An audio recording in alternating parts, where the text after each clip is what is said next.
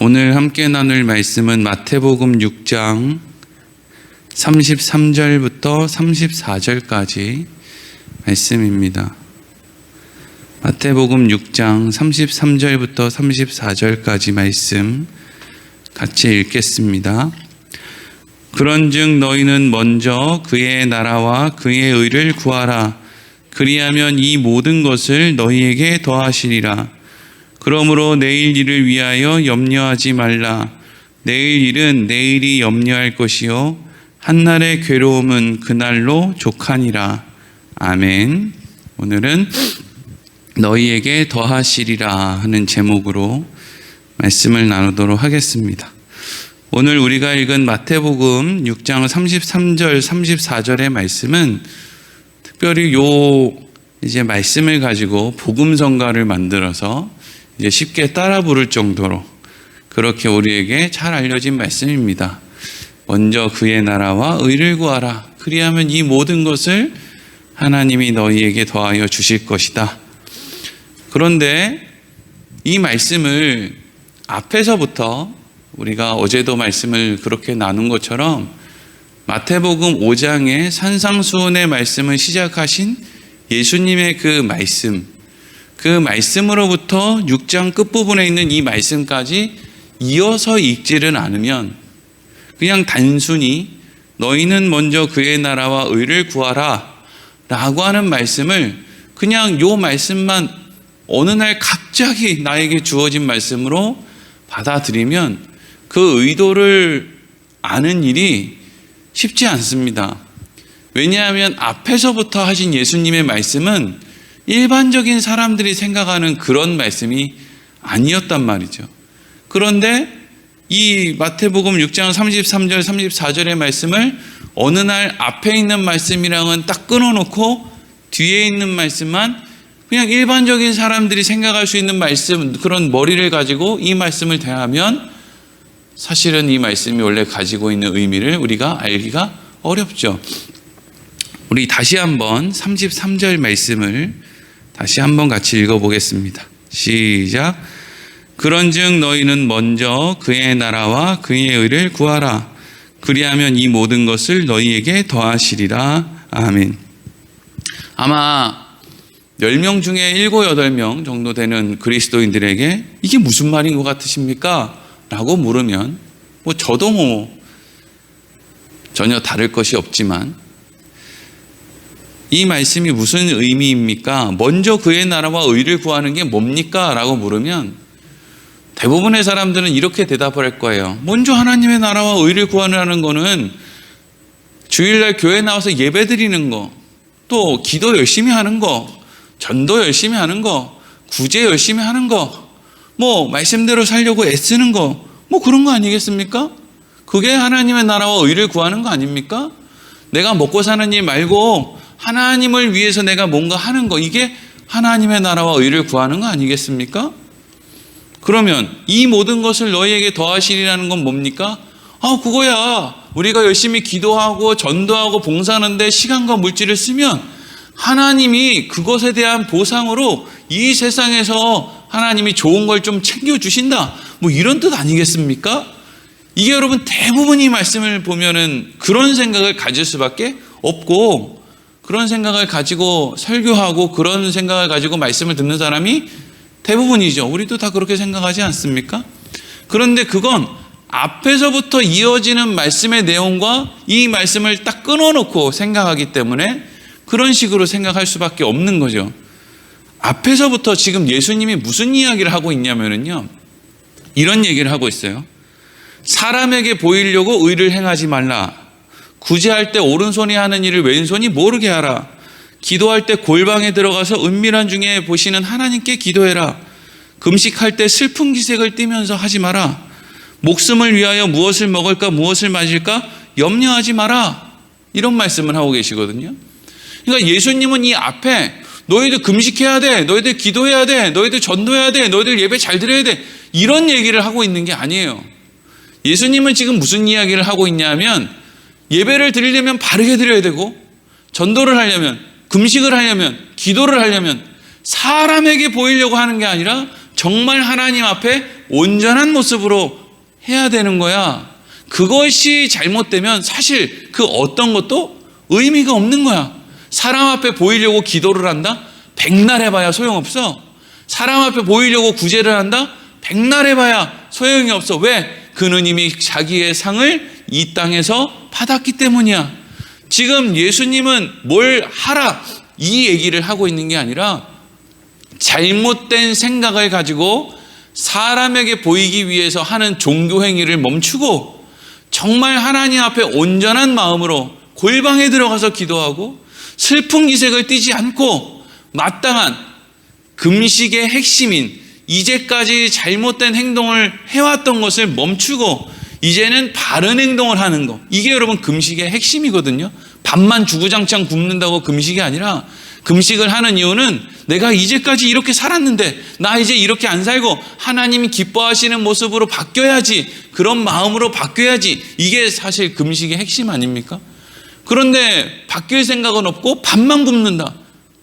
여러분 요즘에 젊은 사람들 미용 때문에도 얼마든지 일주일씩 굶거든요.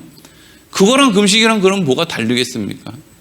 그러니까 예수님은 지금 주일 성수하고 뭐 기도하고 전도하면 내가 세상에서 너희들 돈 못 번 거 좀 챙겨줄게. 이런 이야기를 하고 계신 것이 아니고 여기에서 너희는 먼저 그의 나라와 그의 의를 구하라는 것은 마태복음 5장에서부터 시작되어서 마태복음 5장에 시작된 예수님의 말씀이 뭐예요? 너희는 복 있는 사람이다.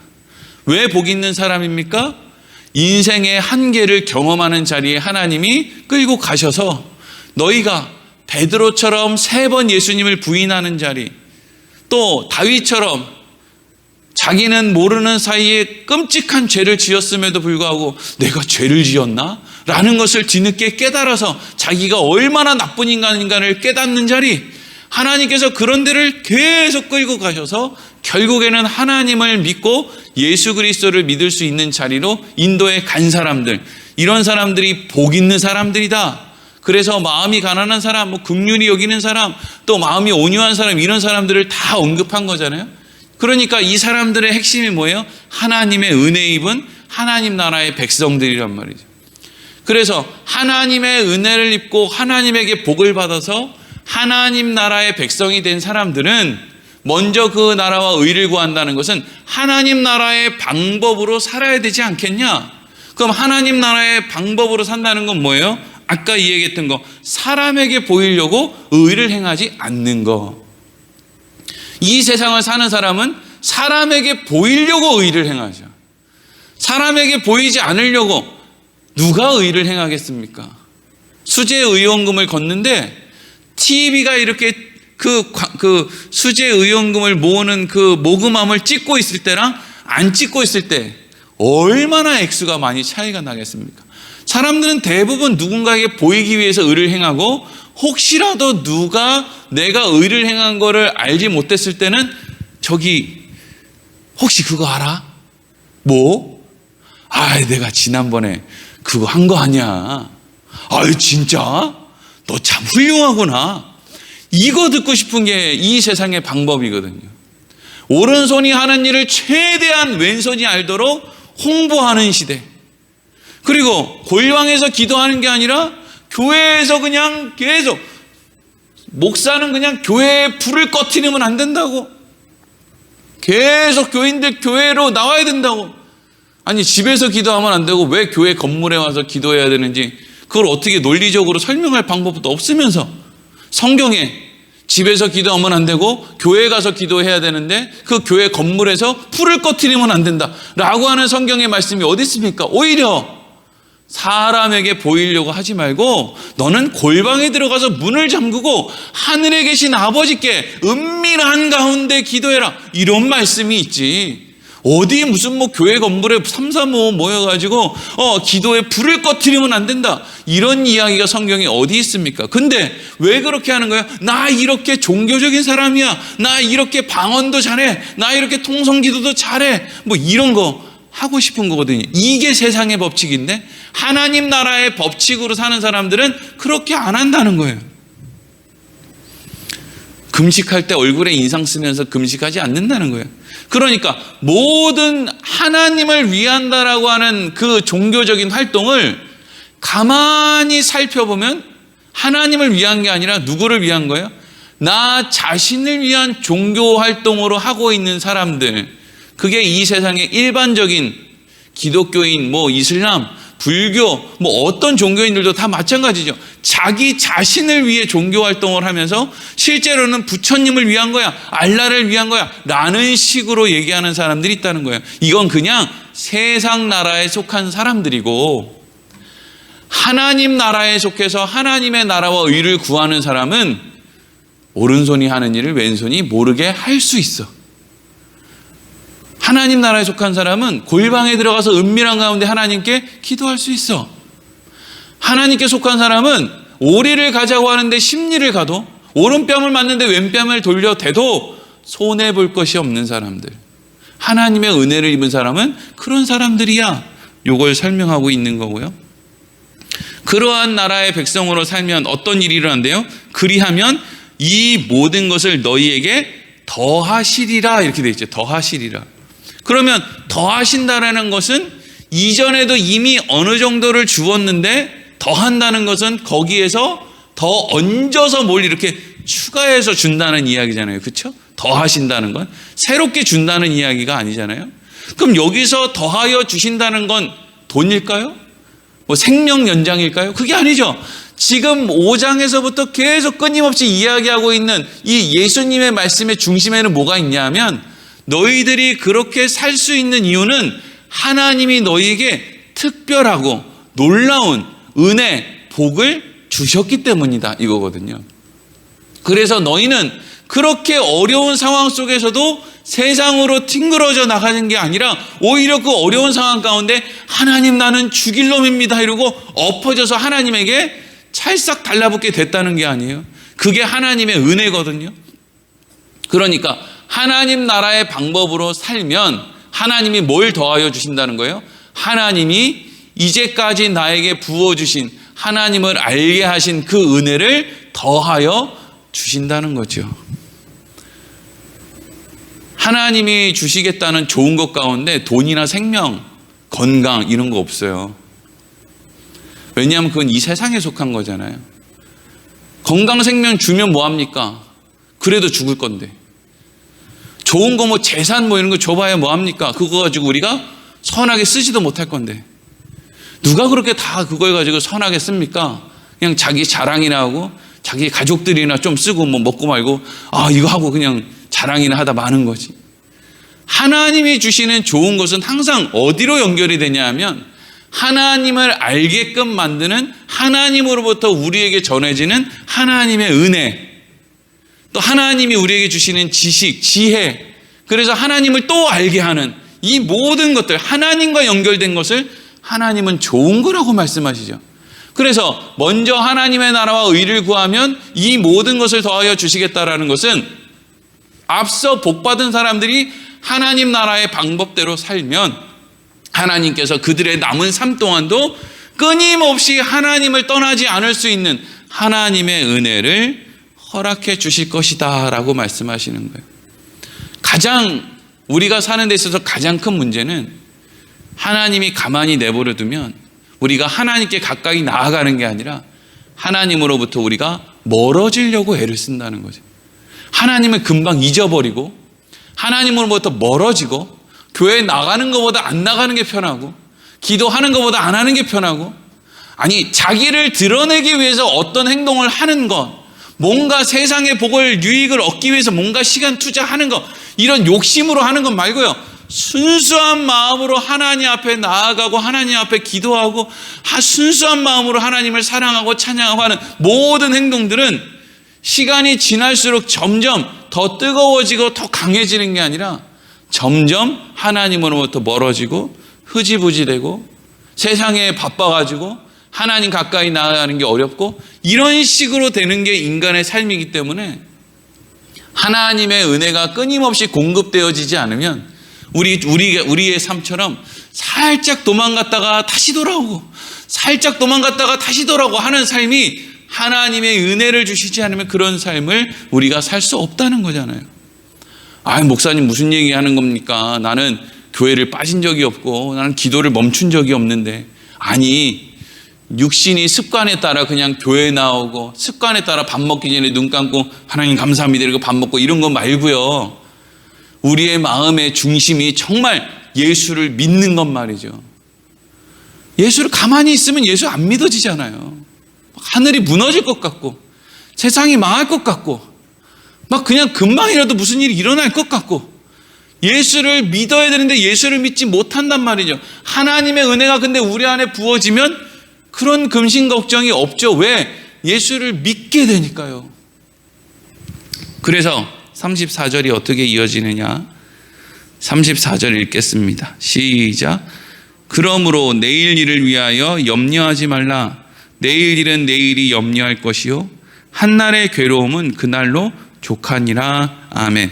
그러므로 먼저 그의 나라와 의를 구해야 되겠다. 그래, 좋아. 그러면 하나님이 은혜를 더하여 주셔서 하나님 떠나지 않게 해주시겠지. 좋아, 나 그러고 살 거야. 그러므로 우리는 내일 일을 염려하지 않는다. 왜? 내일 일은 내일 또 다른 은혜를 부어주실 하나님의 손에 맡겨 있기 때문이다 이거죠. 하나님이 내일을 책임져 주시지 않으면 우리는 내일 하나님을 떠나버리고 말 거예요.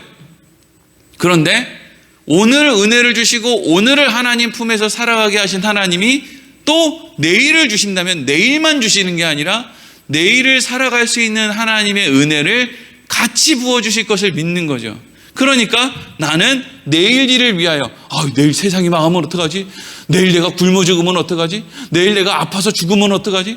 이런 쓸데없는 걱정을 안 한다는 거예요. 왜? 내일을 허락하신 하나님이 오늘을 허락하시고 오늘을 살아갈 수 있는 은혜를 허락하신 하나님이 내일도 허락하시고 내일을 살아갈 수 있는 은혜도 허락하실 것이기 때문이죠. 우리의 인생이 한날 하나님이 오늘 우리에게 허락한 이 오늘이라는 시간이 우리에게 괴로울 수도 있습니다. 그런데 그것이 괴로운 이유는 하나님이 힘이 없거나 하나님이 우리를 골탕 먹이기 위해서 그런 것이 아니라 하나님이 우리의 아버지시기 때문에 하나님은 사랑하는 아들을 양육하는 그런 아버지로 계시기 때문이죠. 그래서 매일매일 우리는 감당할 만큼의 시험을 당하며 감당할 만큼의 삶을 살아서 때로는 우리 욕심에 미혹돼서 어려운 길로도 가지만 또 하나님이 그 가운데 은혜를 부어주셔서 다시금 돌아오게도 만드시고 그런 과정에서 하나님이 우리를 양육해 가신다. 하나님의 자녀답게 만들어 가신단 말이죠. 그러니까 우리의 한날은 괴로울 수 있어요. 맨날 행복해서 의악 소리가 나는 삶을 사는 게 이 세상에서 그리스도인의 삶이 아니란 말이죠. 어려울 수 있고 힘들 수 있어요. 하지만 그것을 통해서 하나님이 만들어가고자 하는 그러한 우리의 삶의 모습이 있고 또 그러한 삶의 그런 과정들을 통해서 하나님이 나를 이렇게 만들어 가시는구나. 결국 하나님이 나를 좋은 곳으로 인도해 가시겠구나. 나의 삶을 보니까 알겠다. 이걸 하나님이 만들어 간다고요. 그러니까 매일매일 그리스도인들의 삶은 괴로울 수 있죠. 그게 34절 끝부분에 나오는 한날의 괴로움은 그날로 족하니라 라는 말이에요. 하지만 하나님께서 오늘 나의 삶의 연단 훈련을 위해서 이러한 삶을 주셨다고 해서 내일은 그냥 오늘에 비교해서 오늘 내가 요만큼 어려웠는데 내일은 더 어려워지고 그 다음날 더 어려워지고 이런 식으로 우리가 생각하지 말으란 말이에요. 하나님이 그냥 우리가 무슨 인생의 그래프대로 그냥 밑으로 하얀 곡선을 그으면 그냥 끝까지 밑으로 가고 올라가면 계속 올라가고 이런 게 아니라 우리에게 생명을 주신 하나님, 은혜를 주신 하나님이 우리의 인생을 통해서 마땅한 하루하루의 삶이라고 하는 그런 계획을 갖고 계시고 그 계획표에 따라서 살아가는 우리에게 하나님이 또 내일은 내일의 은혜, 내일 모레는 모레의 은혜, 하나님 떠나지 않고 하나님 안에서 바르게 자라날 수 있는 은혜를 하나님이 부어주실 거라는 거죠. 그러니까 내일 일을 위하여 염려하지 마라. 내일 일은 내일이 염려할 것이요. 여기서 내일이 염려할 것이요, 이 말은 내일을 허락하신 하나님, 또 내일도 우리에게 은혜를 허락하실 하나님, 이 하나님이 우리의 삶을 책임지실 거니까 너희들은 걱정하지 말아라 이거죠. 오늘도 내일도 책임지신 하나님을 아니까 우리는 어떻게 살 수 있는 거예요? 하나님의 나라와 그의 의를 구하며 세상의 방법이 아니라 하나님의 방법대로 살아갈 수가 있다라고 예수님께서 말씀하고 계시는 것이죠. 가만히 생각해 보면 예수님이 지금 하고 계신 5장으로부터 6장에 이르기까지의 모든 말씀들을 가만히 생각해 보면 예수님은 이렇게 자격도 없고 실력도 없는 사람들에게 진실된 말, 훌륭한 말, 이런 말씀을 하실까? 정말 예수님은 우리가 이 말씀대로 살아갈 수 있을 거라고 생각을 하시고 말씀을 하시는 걸까?